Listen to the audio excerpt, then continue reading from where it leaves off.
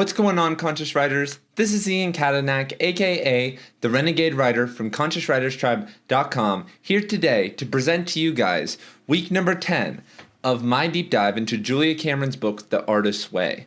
If you guys have been enjoying this series or this is your first video, hit subscribe. This is a full-length series on every single week with some supplementary videos on The Artist's Way. And on Conscious Writers Tribe, there are a ton of other courses and book reviews and tips on becoming an impactful artist. So this week is titled Recovering a Sense of Self-Protection. And the first thing that Julie, the chapter talks about is called Dangers of the Trail. And we could really just call this distractions or addictions. And there are a ton of distractions and addictions out there. We've talked about this at length a couple other times, but this week we're really going to get into this, I think more so than any other week. And one of the main supplementary texts we're going to be using for this is Witness to the Fire, Creativity and the Veil of Addiction by Linda Schreiss Leonard. And I think this is one of the better books I've ever read on creativity. And I think it's a perfect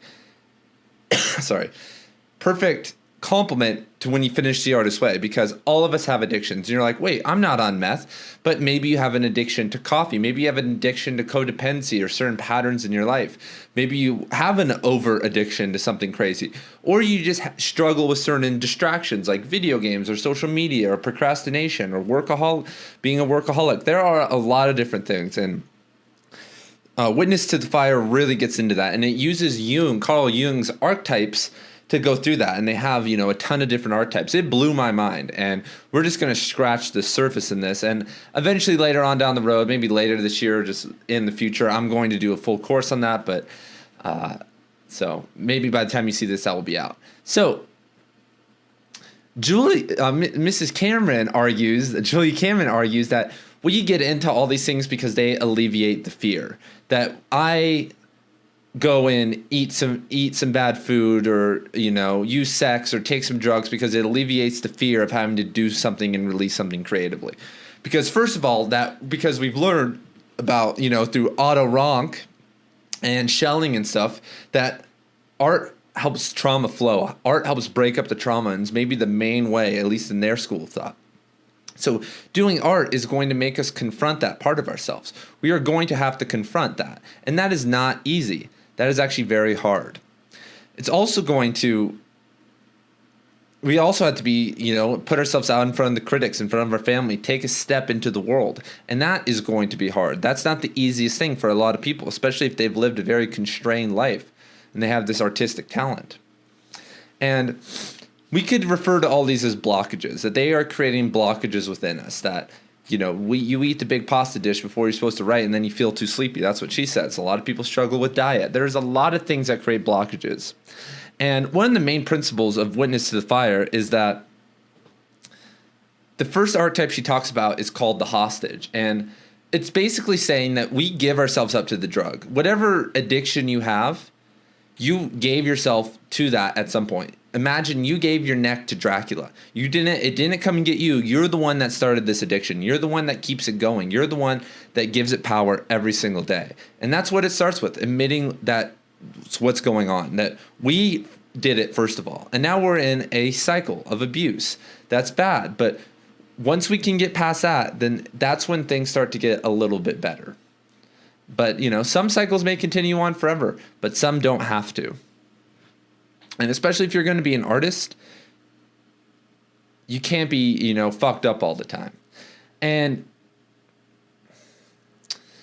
one of the main reasons we engage in these types of things is that we don't want to live in opposition, because to live in opposition means that there is pain and love. And to be an artist, that means both.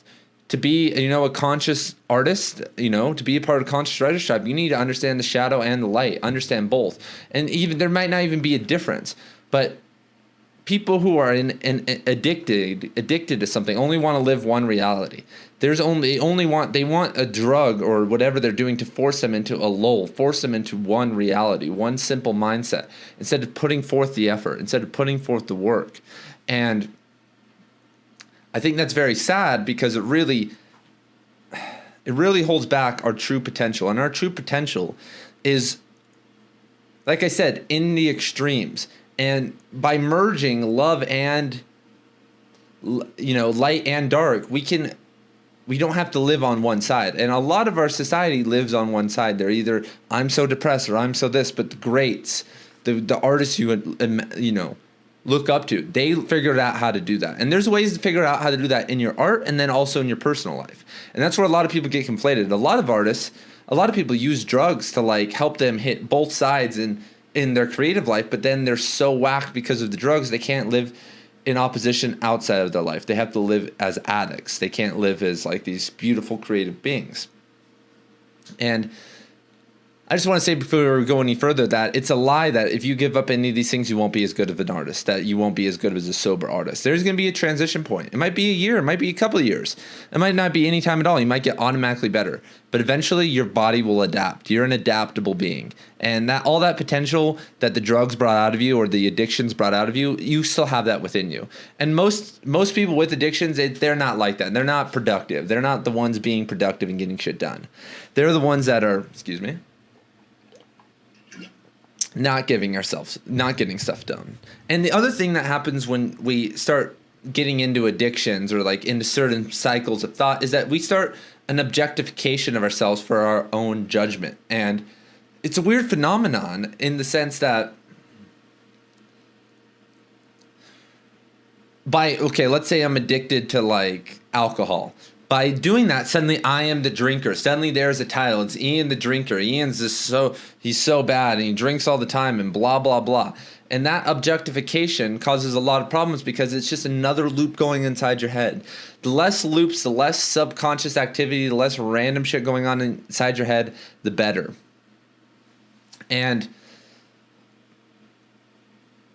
to read a quote from Friedrich Nietzsche, the great Friedrich Nietzsche, the philosopher, "The child is innocent in forgetting, a new beginning, a game, self-propelled wheel, a first movement, a sacred yes. For the game of creation, a sacred yes is needed." And some of us turn toward drugs to get us back to that point, but eventually we become old and despondent within that addiction. And all that we need for creativity, all that we need is to move back to that freshness, to that point of creation, to a sense of sobriety. Does that mean that you need to be sober all the time? Absolutely not. There is a time and place for substances or video games or whatever your vice is. It's not even a vice, whatever that is, because that's a part of living in opposition, living an interesting life. You have to go a lot of different places and do a lot of different things within your mind and your body and soul. And drugs are an applicable way to do that, but cocaine is not an applicable way to do that. Even coffee and alcohol, and like if you're going to be doing something, at least do psychedelic drugs, in a responsible way, because that actually has some artistic implications. But it also, if you take too many psychedelics, it actually hampers you. Ken Kesey, the author that wrote One Flew Over the Cuckoo's Nest, he told one of my creative writing professors who knew him that, and this guy's like super old, they're really old if they knew each other. He told him that because Ken Kesey wrote, that book and I forget his other book, and he was done. He retired basically. And he said that the drugs, he couldn't make metaphors anymore because everything became one. He couldn't see difference. He couldn't see opposition anymore. Boom, that's exactly what she said. That's the exact concept. So, like I said, check out that book. If you're seeing this and it's past, if it's like 2022 and beyond, there'll probably be a course out on that. And I would go check out that course on addiction, and like that can maybe help you like see some light, because you can do it. And you don't need to go to AA. Like you can do it unless like you have some real problems. And the program's really for people who have just small lingering things like video games and like me, like I get addicted like this phone game sometimes, and I'm like, what am I doing with my life? Let's play 2 hours of this game. Like what just happened? So another form of addiction, another blockage that gets talked about is workaholism. And I think a lot of people struggle with this. I think I do too. Is that Julia writes, workaholism is an addiction, and like all addiction, it blocks creative energy. In fact, it could be argued that the desire to block the fierce flow of creative energy is an underlying reason for addiction. People are too busy to write morning pages or too busy to take an artist date. They're probably too busy to hear the voice of an authentic creative urge. To return to the concept of a radio set, the workaholic jams the signals with self-induced static. So yeah, I mean, there's this static going on if we imagine the radio signal, that we're just a beacon, and you put all the stuff in there, it's jammed. They can't see everything that's going on. And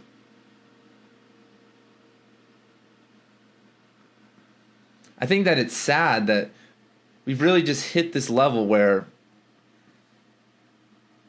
we've lost the ability to see and feel. And workaholism is promoted by the structure of this society. Money, passion, hobbies, and just capitalism in general promote this, because you need to do all these different things. You have all these different goals and all these different things to do. And you get in this big grind, and all for what? When you have all those things, all you have is more of the same system. It's all you just keep perpetuating it. You work a job so you can get a house and a car, but then you're stuck in a further cycle. And a pension, you have to go to get the pension plan so you can continue to pay for those things, instead of, creating and figuring out a different way. You need to do these hobbies, but then you forget about what's going on at home. There's like a lot of different rabbit holes that we get stuck in that aren't really useful to what we need to do as human beings to progress. And fun is the solution. That fun leads to creativity and rebellion. And workaholics don't like to have fun. Fun is important. Like fun doing things that you enjoy. And we talked about this before. There's so many exercises talking about these things that we're supposed to do. And have you been doing them? Have you done that list of 20 things or 10 things that you don't think you can do, but you think you should be able to do? And if you haven't done those things yet, then, like I said, what are you doing? Why aren't you moving out of this? It's easy to become a workaholic in a world filled with distractions. It's so easy because there's a bunch of meaningless tasks. There's a bunch of meaningless tasks you can do every single day at a job with your friends. And then you could just get lost in that for the rest of your life and never progress. But the main recommendation, once again, is to have a clean workspace and do one thing at a time. Focus on one project, one major thing, and do it even for a couple days if it's, semi-big, and just focus in, dial yourself in on certain tasks throughout the day, and don't get lost. Work on the big stuff. The small stuff, do that in a different time. I think it's called immersive time, one way to describe it. It's like immersive time is me writing the book, and then hands-on time is me cleaning the office and getting everything ready to write the book. Right? Both are good, but you can do hands-on. You could do some hands-on time real fast and get everything ready and be ready for the rest of the day, basically. So just about being a workaholic, it's hard, and one of the main ways to get over is to also just take breaks, also to take rest breaks. Like tomorrow, for instance, I'm going to go hiking. That's a forced rest. I'm not going to be able to work. I'm just going to go and chill and look around. That's an instance where you just have to rest. So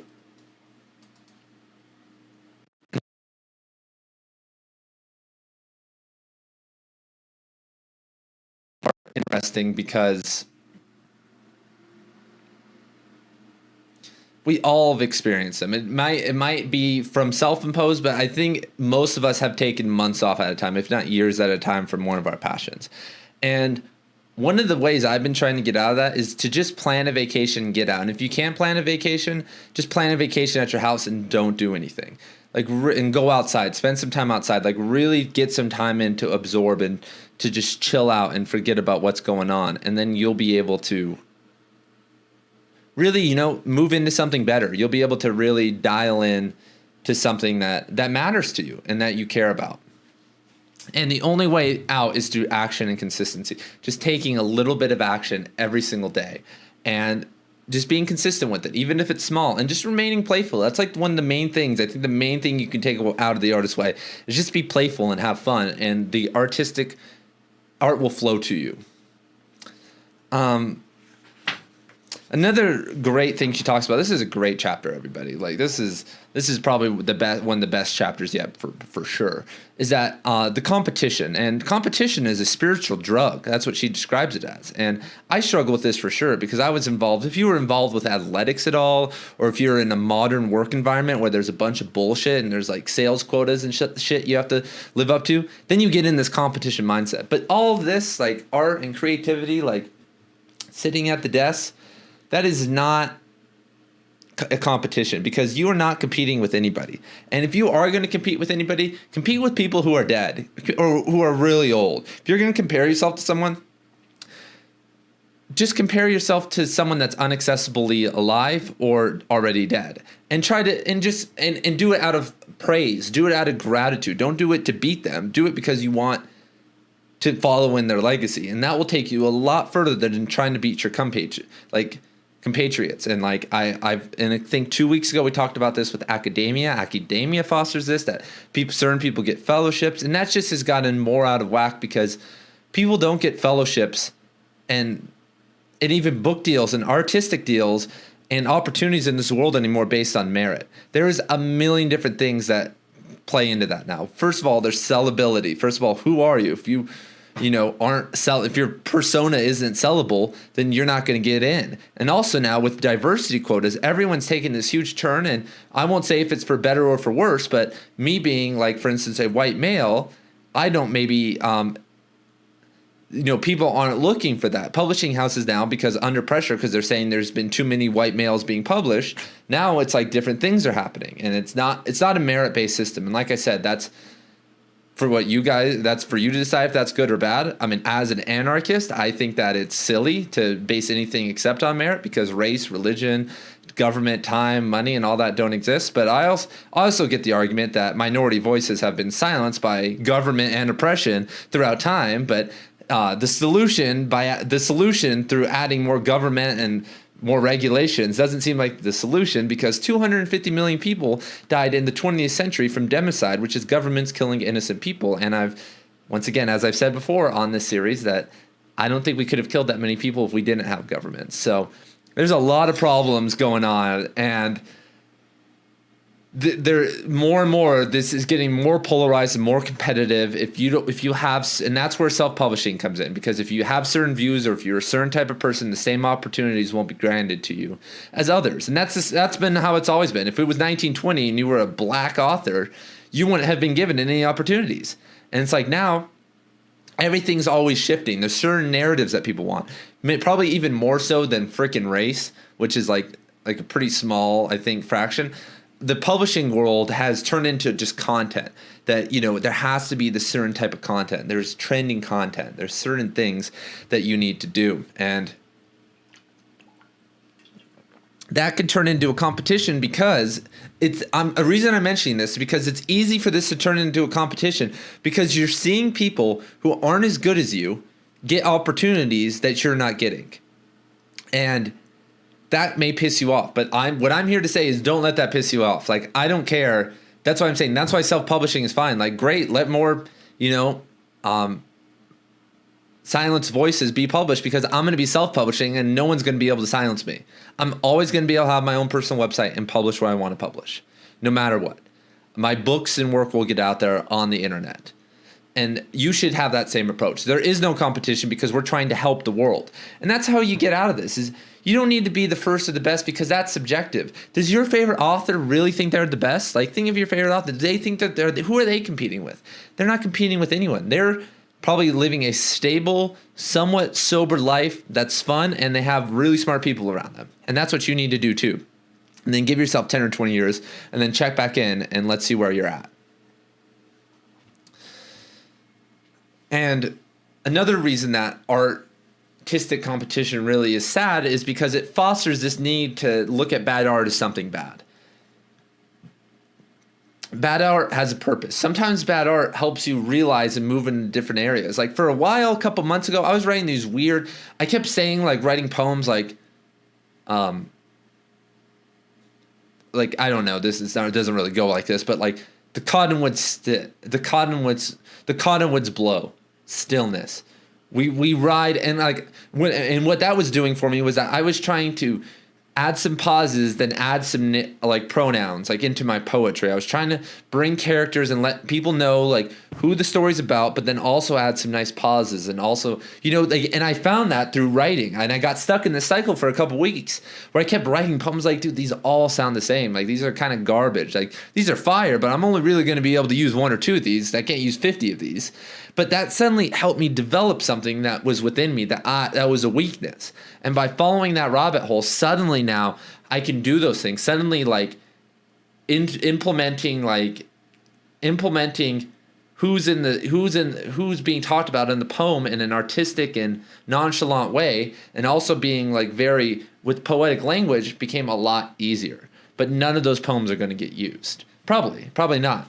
And that's the same for you. Just taking the time to do some bad stuff sometimes, especially if you're coming off of a layoff or if you're trying something new. I mean, do you think that if you're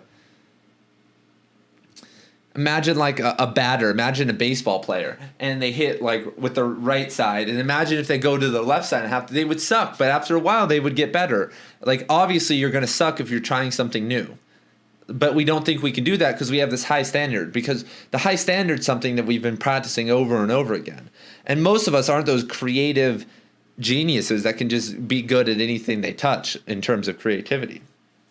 So that is this week's, and let's just talk about the theme real fast of self-protection, because now that we have compassion, and this is self-protection, and you have to protect yourself from addictions because they're out there. The companies want to get you the bad food. I mean, those companies have palatability scientists that make that chip. So like Doritos specifically, out of every 10 chips has like 7 medium spiced chips, 2 spicy chips, and 1 really spicy chip, 1 really seasoned chip, because it's like a mathematical game in your head, and they figured out that your body responds to that. It's like a game to get you to keep eating. And it's like, what the fuck? Are you kidding me? But that's the way it worked. These people sent their kid, live in, the Bay Area in multi-million-dollar houses, send their kids to private schools, and own a condo in Florida, all off of tricking your brain into eating. And same with all the other addiction industries. These things aren't helping you. Same with workaholism. Like, that helps the U.S. capitalism system keep running, or wherever you're at. That helps perpetuate the system. And the same with competition. Competition keeps artists down. It keeps us going against each other, because there's none of us out here. When we actually look at it, why would we be competing against each other? Like, there's nothing. We need each other, but we're always there's always problems. Like I said, there's just so much going on, and there's so much infighting that we can't even get something going. And that's why we will continue to lose. And that's why Conscious Writers Tribe is here to help bring us together. So I'd love for you to join the community, share your art with the community. You can use this channel anytime you want if your art is meaningful and can change the world. So this is Ian Katanak. I will see you guys later. Peace.